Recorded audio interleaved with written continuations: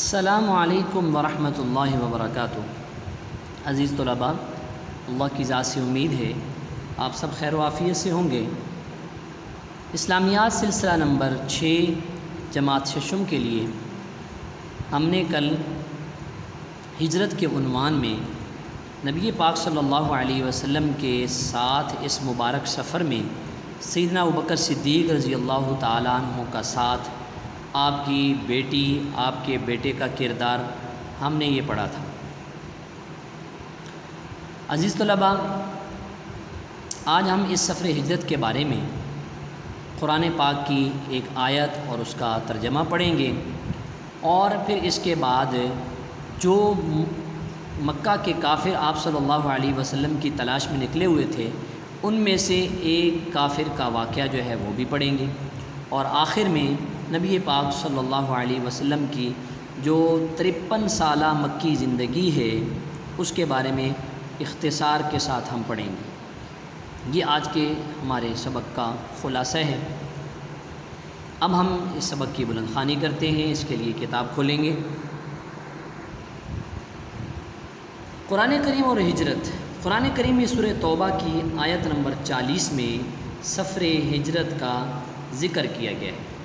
ارشاد باری تعالی ہے: الا تنصروه فقد نصره الله اذ اخرجه الذين كفروا ثاني اثنين اذ هما في الغار اذ يقول لصاحبه لا تحزن ان الله معنا فانزل الله سكينته عليه وايده بجنود لم تروها وجعل كلمة الذين كفروا السفلى وكلمة الله هي العليا والله عزيز حكيم۔ مفہوم اس آیت کا یہ ہے، اگر تم پیغمبر کی مدد نہیں کرو گے تو اللہ ان کا مددگار ہوگا۔ وہ وقت تم کو یاد ہوگا جب ان کو کافروں نے گھروں سے نکال دیا، اور اس وقت دو ہی شخص تھے، جن میں سے ایک ابو بکر تھے، دوسرے خود رسول اللہ صلی اللہ علیہ وسلم۔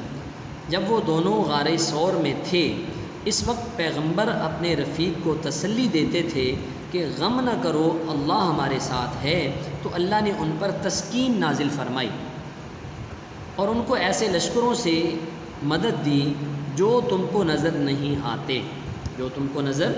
نہیں آتے، اور کافروں کی بات کو نیچا کر دکھایا، اور بات تو اللہ ہی کی بلند ہے، اللہ زبردست اور حکمت والا ہے۔ یعنی اللہ تعالیٰ نے فرشتوں کے ذریعے سے بھی مدد فرمائی، اور جو کافروں کی پلاننگ تھی کہ نعوذ باللہ آپ صلی اللہ علیہ وسلم کو قتل کر دیا جائے، تو اس پلاننگ کو بھی اللہ نے ختم کر دیا، اور نبی پاک صلی اللہ علیہ وسلم کی اللہ پاک نے حفاظت فرمائی۔ سراقہ اور اس کا گھوڑا، دشمن برابر حضور صلی اللہ علیہ وسلم کی تلاش میں لگے ہوئے تھے۔ ایک مشرک کا نام سراقہ تھا، وہ آپ صلی اللہ علیہ وسلم کی تلاش میں نکلا ہوا تھا۔ اتفاق سے آپ صلی اللہ علیہ وسلم غار ثور سے نکلے تو اس نے دیکھ لیا، اور اپنا گھوڑا آپ صلی اللہ علیہ وسلم کے پیچھے دوڑایا، مگر اس کے گھوڑے کو ٹھوکر لگی اور وہ گر پڑا، لیکن اسے تو 100 اونٹوں کا لالچ تھا کہ اگر حضور صلی اللہ علیہ وسلم کو پکڑ لیا تو 100 اونٹ انعام ملیں گے، اس لیے پھر اٹھا اور آپ صلی اللہ علیہ وسلم کے پیچھے گھوڑا دوڑا دیا۔ جب بالکل قریب پہنچ گیا تو اس کا گھوڑا زمین میں دھنس گیا۔ اب تو سراقہ بیچارہ انعام و اکرام سب کچھ بھول گیا، اور حضور اکرم صلی اللہ علیہ وسلم نے اس کی طرف دیکھا تو گھوڑا فوراً نکل گیا۔ گھوڑا پھنسا ہوا تھا زمین میں، تو جب آپ صلی اللہ علیہ وسلم نے اس کی طرف دیکھا تو وہ زمین سے نکل گیا۔ سراقہ ہاتھ جوڑ کر کھڑا ہو گیا اور کہنے لگا کہ جو کچھ میرے پاس ہے آپ سب لے لیجئے، یعنی آپ مجھے معاف کر دیجئے اور یہ سامان مجھ سے لے لیجئے جو کچھ میرے پاس ہے۔ حضور اکرم صلی اللہ علیہ وسلم نے فرمایا کہ بس تم مسلمان ہو جاؤ۔ اس نے جواب دیا کہ میں مسلمان نہیں ہوں گا، تو آپ صلی اللہ علیہ وسلم نے فرمایا کہ ہم تمہاری کوئی چیز نہیں لیں گے۔ روایات کے مطابق سراقہ اس وقت تو مسلمان نہیں ہوئے، لیکن بعد میں مسلمان ہوئے، اور نبی پاک صلی اللہ علیہ وسلم کے بعد بھی حضرت ابوبکر صدیق رضی اللہ تعالیٰ عنہ کا زمانہ بھی پایا، اور حضرت عمر رضی اللہ تعالیٰ عنہ کا زمانہ بھی پایا۔ مکی زندگی کے 53 سال۔